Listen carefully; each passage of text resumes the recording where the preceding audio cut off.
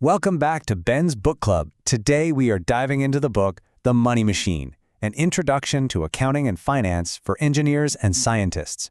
If you're someone who builds products, systems, or tech, you probably know exactly how your machine works. But the corporate machine? Yeah, that's where things kind of break down for a lot of highly technical minds. And that's exactly what this explainer is designed to fix. It's a crazy paradox, isn't it? Why do beautifully engineered, superior products fail so often in the market? Picture this. A brilliant startup builds the most elegant, frictionless hardware in its niche. The team over-engineers every single component, pouring a ton of capital into custom tooling.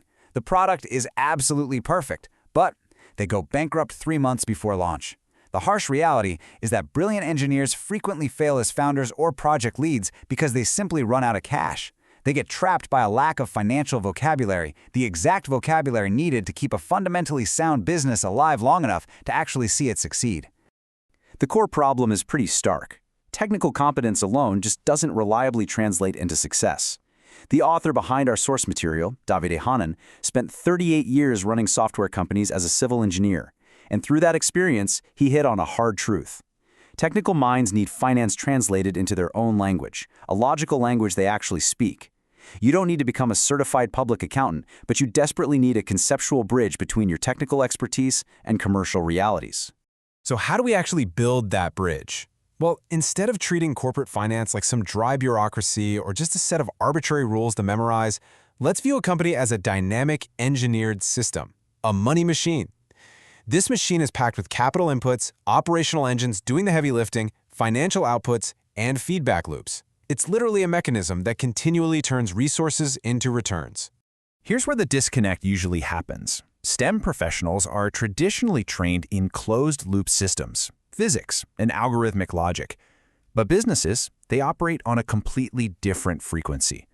They run on financial logic, capital efficiency, and, well, a whole lot of human noise. The secret to mastering the business side isn't tossing out your engineering logic. It's about mapping it directly onto this financial reality. What's really fascinating here is how we can translate what most people see as boring administrative chores into strict engineering equivalents. Financial statements aren't just compliance paperwork. Think of them as telemetry dashboards.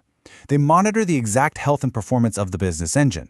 Just like you'd constantly monitor fluid pressure or RPMs in a physical system to prevent a catastrophic blowout, you use these 3 financial statements to monitor the operational safety of your corporate machine.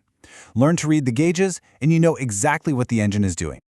Take the balance sheet. Think of this as your configuration snapshot. It captures the potential energy of your business at a single exact point in time.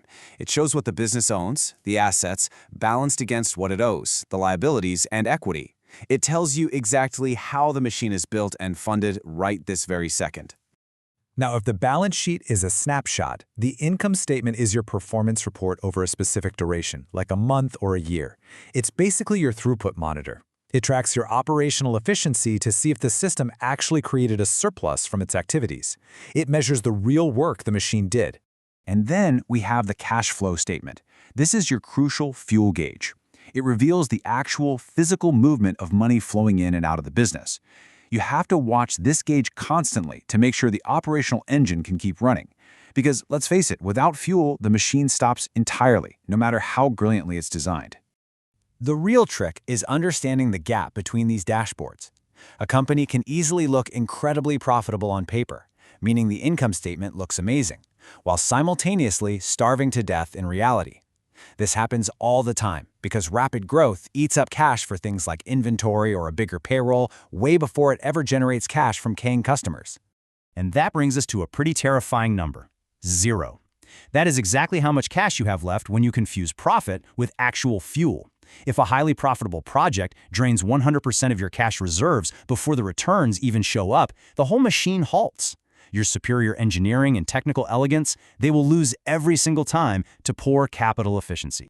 So we know how the dashboards work, we know what the fuel gauge says. How do we proactively measure the machine's health? We diagnose the system using financial ratios, treating them exactly like diagnostic gauges on a complex physical engine. This helps us spot exactly where performance is strong or where things might be breaking down. This is where those key financial ratios step in. Metrics like return on equity, debt to equity, and working capital. They translate the raw financial reports we just talked about into immediate operational signals. They let you instantly assess profitability, liquidity, efficiency, and leverage. These aren't just abstract math equations, they're the literal vital signs of the business. And here is where the translation gets seriously powerful. Most engineers absolutely despise arbitrary accounting spreadsheets. But if you take a purely financial metric like working capital and redefine it as an engineering concept like operational friction, well, the whole picture changes. Suddenly, technical managers aren't just staring at accounting data, they actually have actionable levers they can physically pull to optimize their department, their product, or even the company as a whole.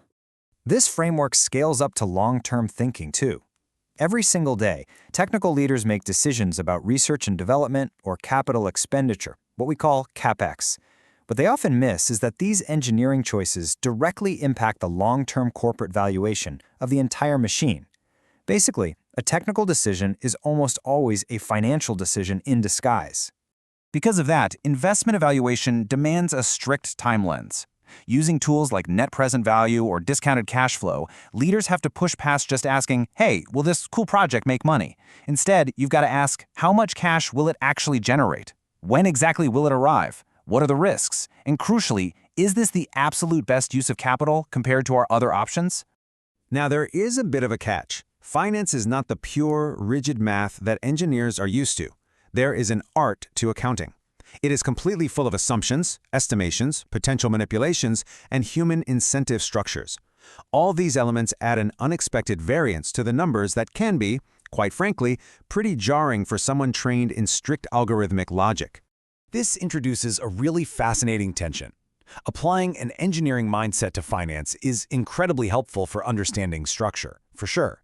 But it can occasionally mislead you when you apply it to markets that react to human narratives, judgment calls, and emotions rather than just cold, hard numbers. Figuring out where the math ends and the human noise begins, that is a critical skill. Ultimately, achieving this level of financial literacy grants you immense agency. It empowers you to challenge operational assumptions, communicate credibly with the executive team, and actually participate in entrepreneurial leadership. It's what allows technical professionals to stop being just contributors who take orders and start actively influencing what actually gets built, funded, or hired. Making a business legible to a technical mind is all about connecting your daily operational choices to the long-term value of the company. Look, your engineering or science degree probably never taught you this stuff, but mastering these telemetry dashboards proves that financial intelligence is absolutely the ultimate operational upgrade for your career. The mechanics of the money machine are completely knowable, provided you're willing to learn the telemetry. So, are you ready to upgrade your operating manual and stop letting brilliant products die from poor capital efficiency? Take control of your career trajectory by mastering the financial language of business and subscribe so you don't miss an episode.